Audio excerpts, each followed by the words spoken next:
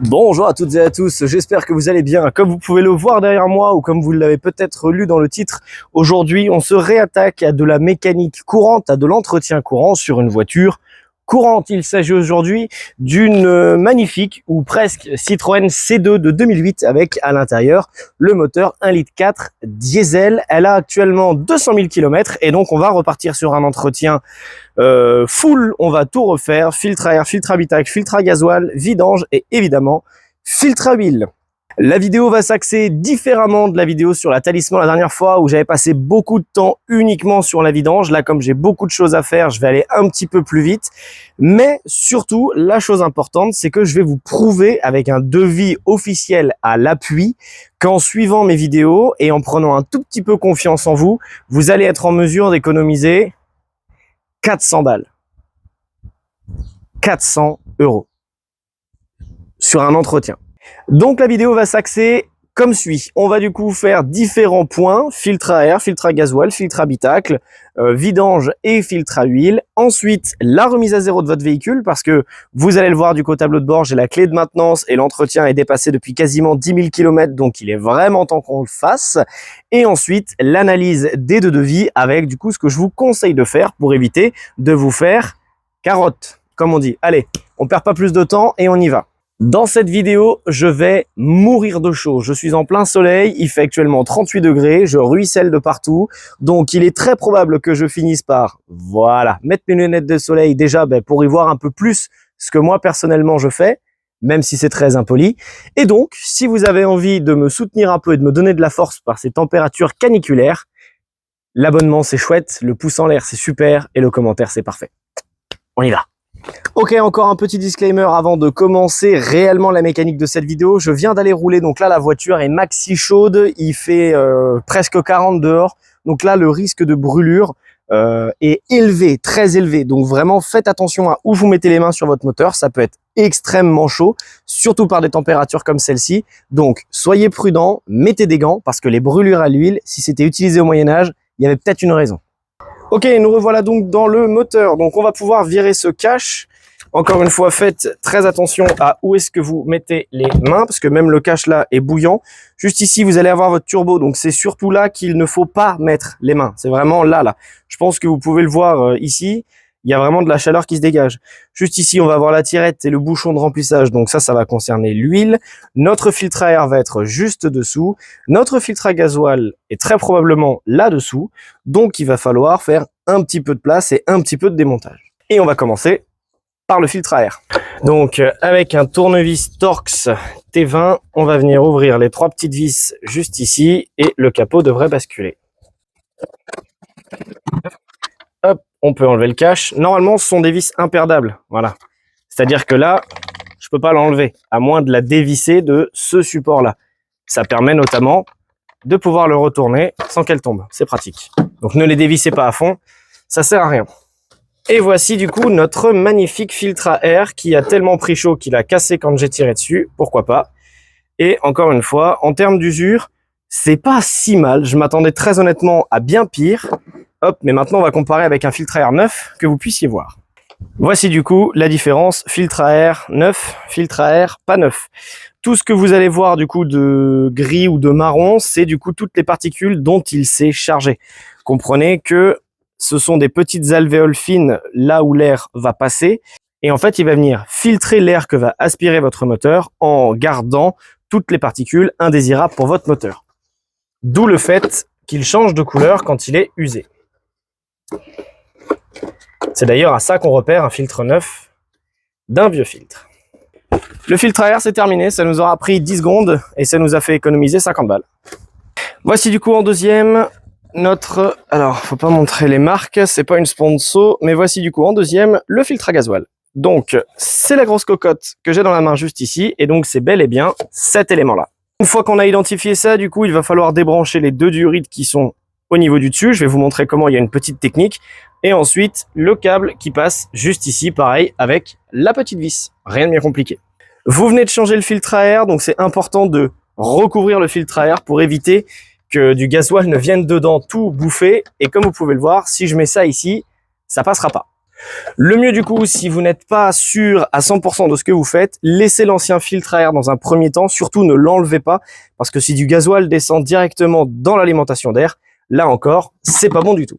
Donc on va commencer par virer, hop, la petite vis juste ici, et du coup, hop, le câble qui va avec la petite patte de fixation, voilà. La durite, on peut la foutre de côté. C'est pratique du coup, avec les nouvelles pièces, on peut directement voir où est fixée l'ancienne. Donc elle se présente comme ceci et on peut voir qu'il y a une vis à ce niveau-là. Donc actuellement, si je force dessus, il bouge pas, c'est normal. Il y a une vis juste ici au niveau de mon doigt.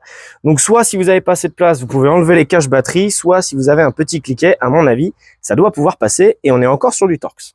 Une très brève aparté du coup, si je vous ai perdu dans le langage entre Torx, BTR, etc. Vous avez du coup à l'image qui s'affiche une vis Torx et une vis BTR. Les deux du coup ne sont pas foutus exactement pareil, même si techniquement avec une Torx, vous pouvez desserrer un BTR. Avec un BTR, c'est pas toujours le cas. Et encore une fois, c'est pas bon pour la tête de vis. Le mieux, c'est de prendre le bon outil. Voilà, faire attention à ne pas faire tomber la vis. On est toujours sur du 20. Hop, on met ça là-haut. Et maintenant, logiquement, ça devrait se déclipser un peu mieux. Voilà, maintenant du coup, on va attaquer les deux grosses durites que vous pouvez voir juste ici. Il y a une technique avec les doigts, sinon il existe un outil. Je vais vous montrer ça. L'outil du coup se présente comme ceci. C'est une bête pince avec des dents sur l'intérieur. Le but va être de venir choper une extrémité et l'autre, hop, de la durite pour venir la débloquer. Et ensuite, il n'y a plus qu'à la tirer dans l'angle. Hop, tout droit. Et du coup, une fois que les deux durites sont débranchées, comme on peut le voir juste ici, on a un connecteur, donc une prise électrique bêtement. Donc là, ça va être la partie un peu plus pénible. Je vous conseille de l'orienter comme ceci et de venir chercher la prise par en dessous. Il va falloir lever une petite patte. Donc soit vous y allez avec les doigts si vous avez assez de dextérité, soit avec un petit tournevis ou un crochet. Vous prenez comme vous voulez. Moi, je pense que vu que je me suis bouffé les ongles, ça va pas y aller. J'ai rien dit. Et voilà, le filtre à gasoil est déposé. On met la connectique sur le côté, on passe la durite en dessous. Voilà, on rebranche. Pour déposer du coup ces fameuses durites, comme vous pouvez le voir de ce côté-là, vous avez une petite patte blanche et vous allez retrouver la même de l'autre côté, donc juste ici, là-dessous. Le but, ça va être avec cet outil de venir mettre en pression les deux pattes de la même façon, en exerçant du coup la même force, c'est pour ça que l'outil est bien. Et ensuite, en tirant dans l'axe, hop, ça vient tout seul. Attention, lorsque vous les rebranchez, c'est des durites de carburant. Donc, c'est des durites qui vont très vite être mises sous pression. Donc, c'est bien important, lorsque vous les remettez, d'entendre un petit clic qui veut dire qu'elles se sont bien verrouillées. Hop, et voilà.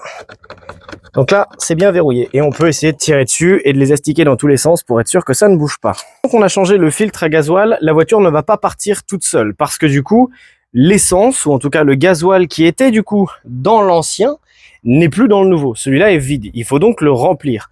Sur celle-ci, j'ai la chance d'avoir une petite pompe juste ici, une poire d'amorçage que je vais pouvoir venir presser pour justement le remplir en gasoil. Et quand il sera plein, la poire sera un peu plus dure. Donc là, on ne doit pas être trop loin de la vérité.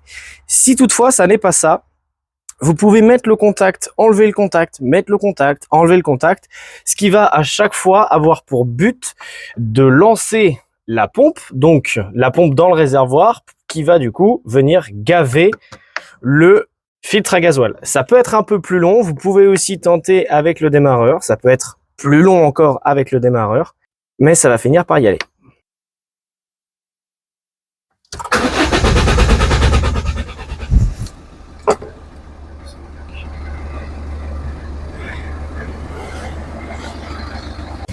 Voilà, donc le plus long, c'était clairement pas de le changer, c'était de réamorcer la voiture et de vérifier que tout fonctionnait bien. Maintenant qu'on sait qu'on n'a pas de fuite, je vais pouvoir virer l'ancien une deuxième fois, hop, pour remettre le neuf. Mais comme ça, si jamais il y avait eu du gasoil de partout parce que les raccords me semblaient un peu fébriles, ça n'aurait pas pourri mon tout nouveau filtre à air et ça m'aurait pas forcé à en racheter un.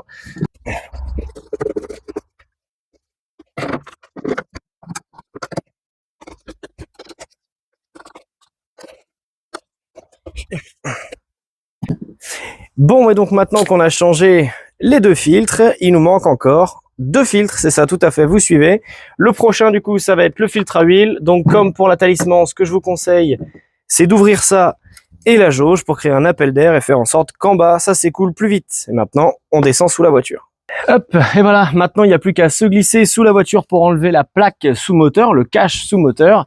Chez tous les constructeurs du monde, c'est souvent du 10 ou du 8 pour la visserie, mais chez Citroën, on aime bien faire les choses différemment. Du coup, on a mis un tournevis plat avec des vis en quart de tour, parce que vous avez probablement entendu ou vu, mais elles ont eu besoin d'un petit peu d'aide. En même temps, j'ai envie de dire, cette voiture a besoin d'un peu d'aide, et quand on voit l'état des fameuses vis, on comprend pourquoi est-ce que elles ne sont pas venues toutes seules.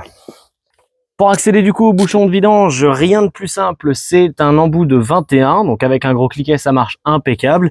Et pour le coup, encore une fois, pour moi c'est difficile de vous le montrer. Donc je vais vous montrer une image pour vous dire voilà, il est là, c'est lui qu'il faut desserrer, et après c'est à vous de jouer. Ça y est, en bas c'est ouvert, maintenant ça vidange, et je vous montre du coup pendant que ça s'écoule, où est-ce qu'on va pouvoir trouver notre fameux filtre à huile. Pouf, alors dis donc, moi je suis tout essoufflé, il fait quand même vraiment très très chaud. Donc pour le filtre à huile, chez Citroën, ils ont toujours adoré faire ça, c'est-à-dire le cacher sous la voiture. Des fois, il est sous la voiture, et pour le coup, c'est super, c'est parfait. Chez certains constructeurs, il est ici, c'est devant, c'est super. Chez d'autres constructeurs, il est au niveau des durites du radiateur, et c'est trop chiant. Et chez Citroën, ils ont décidé de faire un truc tout aussi chiant. Il est là. Si, regardez bien. Il est là. Là, vous voyez le façon boulon de 27 qui dépasse? Et c'est ça votre filtre à huile. Donc il va falloir virer les durites d'air ici, en dessous, avant de pouvoir y accéder. Alors, effectivement, j'en rajoute, comme si c'était quelque chose de ou très peu répandu ou de gravissime. C'est ni l'un ni l'autre, c'est juste chiant. On a ça. Voilà. Et on le voit maintenant vachement mieux. Il est sous la cloche qui est là. Et là encore, pour le coup, rien de bien compliqué. Un cliquet, une douille de 27, une petite rallonge, et ça y va tout seul.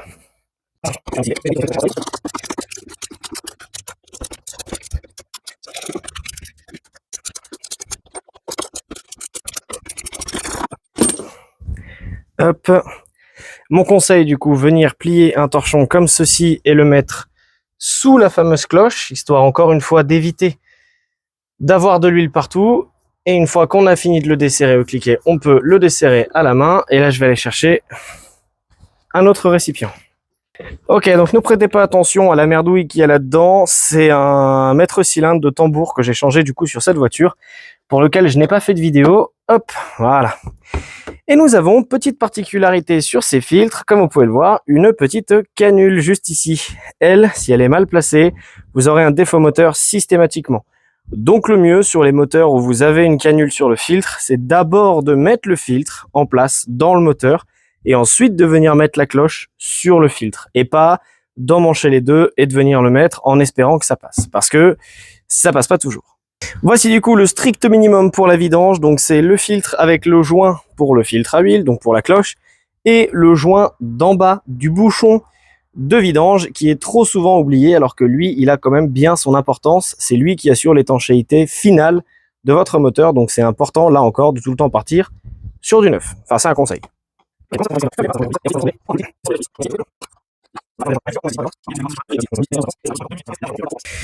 Maintenant, du coup, on remet celui-ci, en commençant, comme je vous ai dit tout à l'heure, par la petite gorge. Donc, on voit où est-ce qu'elle se situe. Sur celle-ci, elle se situe à peu près en bas. Une fois donc que le filtre est en place, il ne nous reste plus qu'à venir mettre la cloche. Alors, pour les premiers tours, comme d'habitude, je vous conseille d'y aller à la main. Alors là, comme le filtre est déjà en place, il faut un petit peu enfoncer la cloche pour essayer de la tourner. Ça va l'aider à la faire prendre dans son logement. Donc, hop, je pousse vers l'intérieur du moteur tout en tournant. Et voilà, là, à la main, il a pris.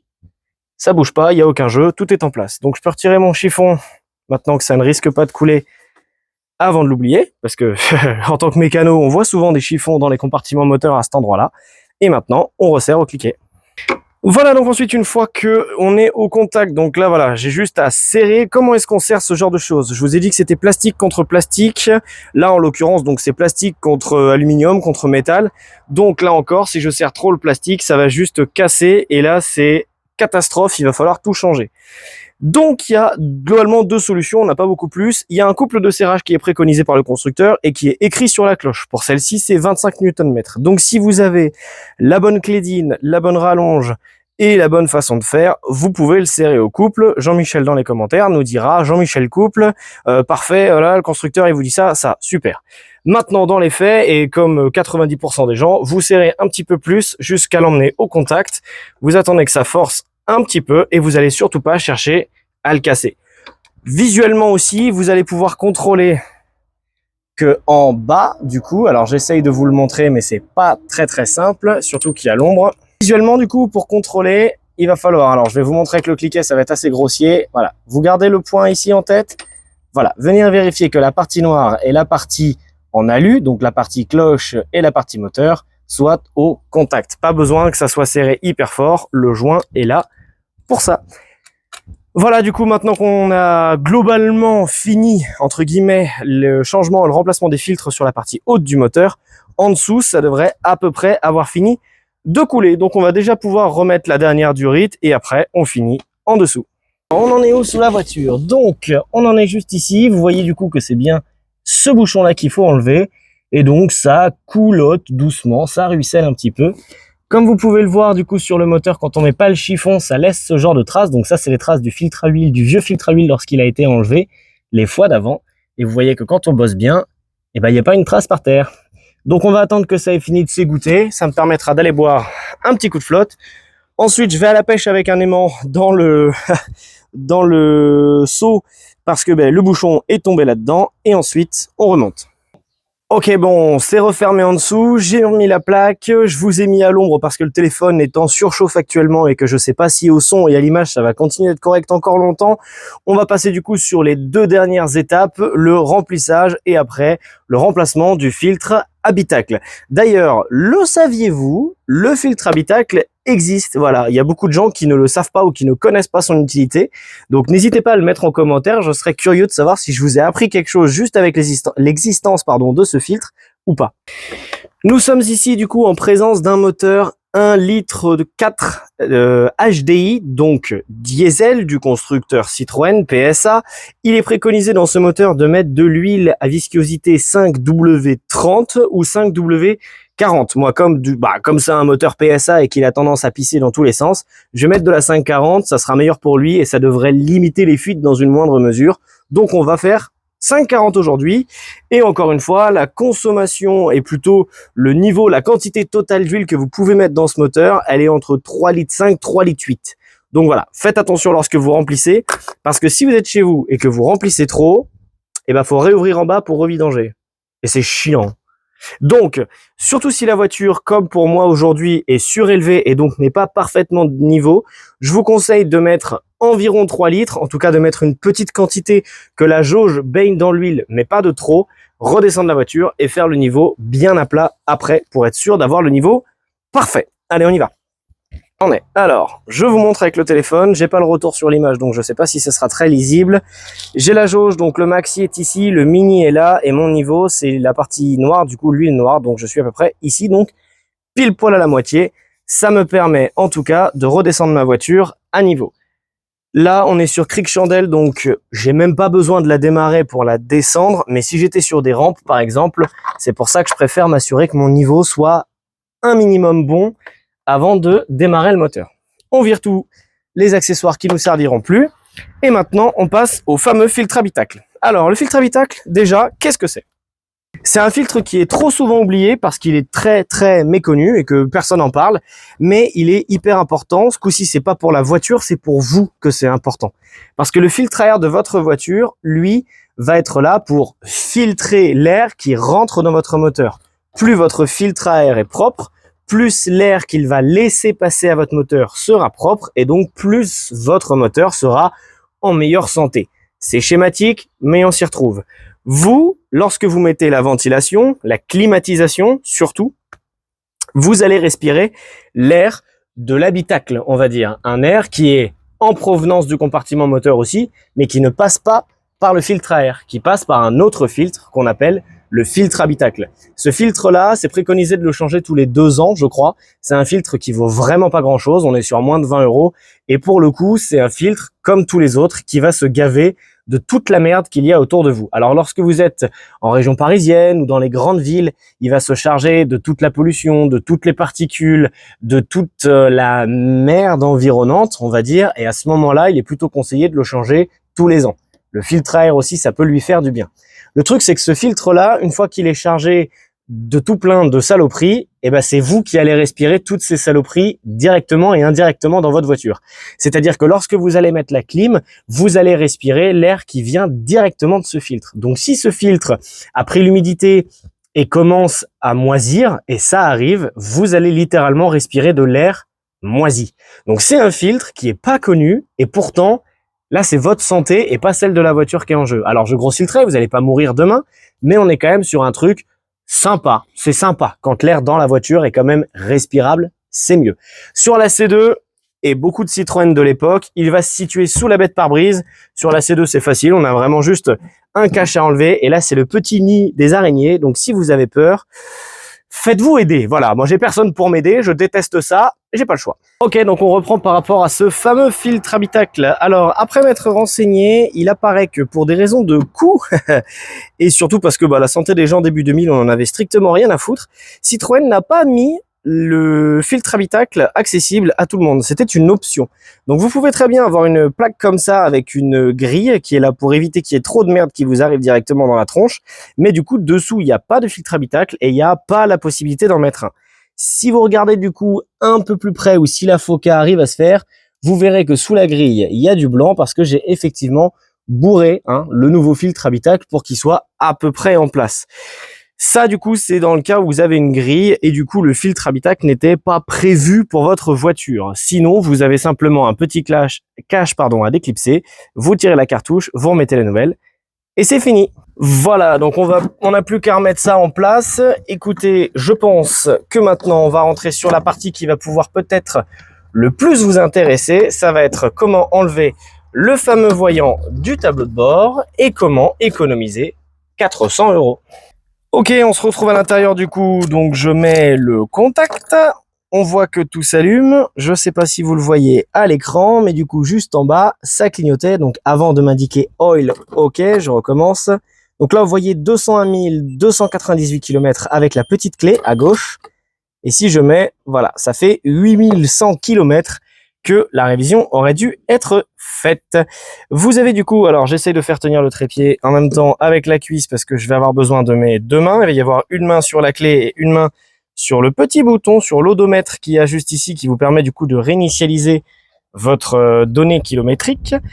Donc la manip n'est pas très compliquée, vous allez appuyer sur le bouton odo avec une main et avec la deuxième main, vous allez mettre le contact et vous verrez du coup apparaître une petite clé avec un timer en bas à gauche. 5, 4, 3, 2, 1, 0. Et voilà, votre remise à 0 est faite.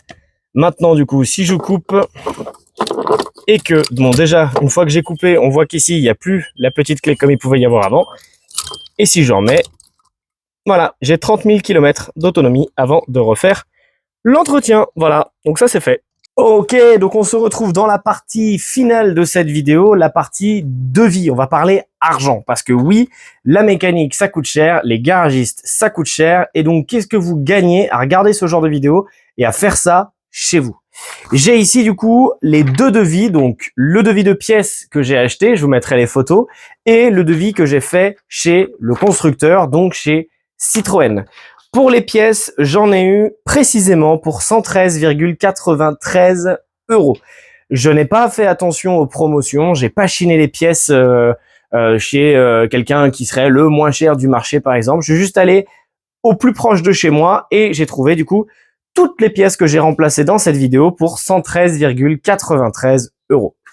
Juste ici, j'ai le devis complet de chez Citroën où je l'ai du coup amené pour apprendre avec stupeur.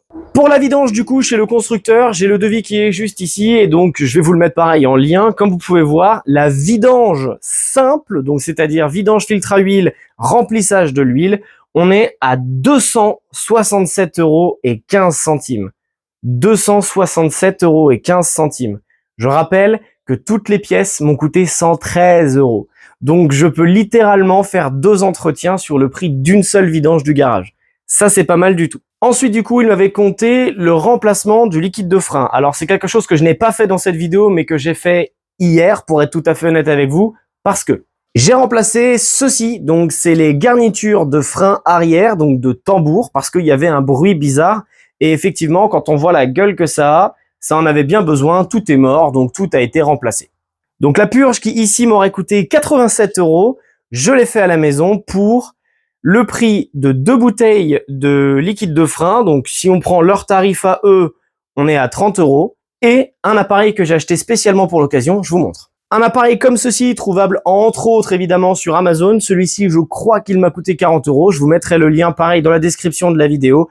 C'est tout bête, vous mettez ça sur votre bouchon, vous mettez votre liquide de frein là-dedans, vous pompez et après il reste plus qu'à faire la purge, c'est fantastique. Donc en gros, pour le prix de la purge chez le constructeur, j'ai acheté l'appareil pour en faire autant que je veux chez moi. C'est pas si mal. Le remplacement du filtre à air, selon Citroën, m'aurait coûté 36,29 € et 11,45 € de main d'œuvre. 11,45 € de main d'œuvre pour un truc qui m'a pris littéralement 1 minute à faire. Et enfin, du coup, pour terminer, le filtre à gasoil, là, ça m'aurait coûté 128 €. Donc, ça nous fait un total, une fois qu'on a tout fait, à 519,57 €, soit une économie totale réalisée de plus de 400 €. Le devis ici, 113 € de pièce, 519 € chez le constructeur. Donc avec cette vidéo, je vous ai montré comment économiser 400 €, comment remettre votre voyant et comment plutôt éteindre votre voyant pour rouler serein, quelle vérification il faut faire. Sur la chaîne, vous avez plein d'autres tutos. Mais le plus important, surtout, dites-vous qu'avec les 400 € de différence, si vous étiez allé chez Citroën, vous auriez pu acheter absolument tous les outils que j'ai utilisés pour cette vidéo, à savoir le cric de 3,5 tonnes, les 4 chandelles, tout le kit de tournevis, le cliquet, tout en fait, et même l'appareil de purge pour justement effectuer vous-même votre purge de frein. Alors attention, je ne dénigre pas le métier de mécanicien, je suis moi-même mécano, donc je sais très bien ce que c'est. Ils ont des frais, ils ont une entreprise, ils ont des salariés, donc tout ça a un coût qui est phénoménal. Mais si vous voulez entretenir votre véhicule à pas cher, je pense qu'avec ce genre de vidéo, vous avez de quoi vous en sortir. Mon conseil, si je devais être tout à fait honnête, essayez d'emmener votre véhicule tous les ans chez un spécialiste. Et donc, par exemple, comme le contrôle technique, c'est tous les 2 ans, emmenez une année chez le contrôle technique, l'année d'après au garage, l'année d'après contrôle technique, l'année d'après au garage. Ce qui fait que tous les ans, un spécialiste va voir votre voiture et sera peut-être plus à même de diagnostiquer des problèmes que vous n'aurez pas vus. Et l'année où vous n'avez le contrôle technique à payer, donc 70, 80 € à payer, vous avez 113 € à payer pour des pièces, etc. Vous avez aussi la possibilité d'emmener votre véhicule chez le constructeur uniquement pour un forfait détection de panne. Enfin voilà, ils mettent la voiture sur un pont, ils font le tour et ils vous disent ce qui va pas.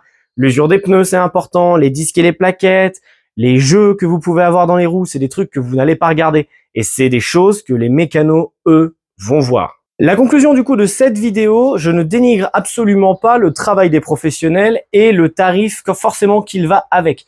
Maintenant, si vous avez un peu l'œil attentif sur votre véhicule, vous êtes en mesure de détecter 80% de ce qui va vous arriver et un entretien courant, vous êtes, je pense, à peu près à même de le faire par vous-même et donc d'économiser rapidement beaucoup d'argent sur l'entretien de votre véhicule. Voilà, ça y est, la vidéo touche à sa fin. J'ai perdu personnellement 3 litres d'eau. Je commence à maigrir. Il va falloir effectivement continuer tout ça ou alors que je travaille plus souvent au soleil pour perdre ce qui me reste. Mais on s'éloigne du sujet. Tout ça pour dire que si la vidéo vous a plu, n'hésitez pas à vous abonner et à activer la cloche de notification. C'est important pour recevoir les notifications des prochaines vidéos qui sortent sur cette chaîne. Le lien Tipeee où vous pouvez me soutenir directement à mesure de quelques euros par mois est dans la description de la vidéo. Et encore une fois, j'ai ouvert un compte Facebook professionnel il n'y a pas très longtemps où justement on va pouvoir parler de tous mes véhicules, de tous vos véhicules. Et donc si vous avez des conseils, des tips, si vous avez besoin de conseils ou besoin de tips, n'hésitez pas à rejoindre le Facebook. Pareil, le lien est dans la description. Je réponds à tous les messages, je ne mords pas, donc venez faire un tour. bonne ambiance au rendez-vous. Allez, sur ce, ciao, le salut, la jambe tendue, le V à tous. Je vous embrasse, prenez soin de vous sur la route et à très bientôt dans une prochaine vidéo. Ciao, ciao.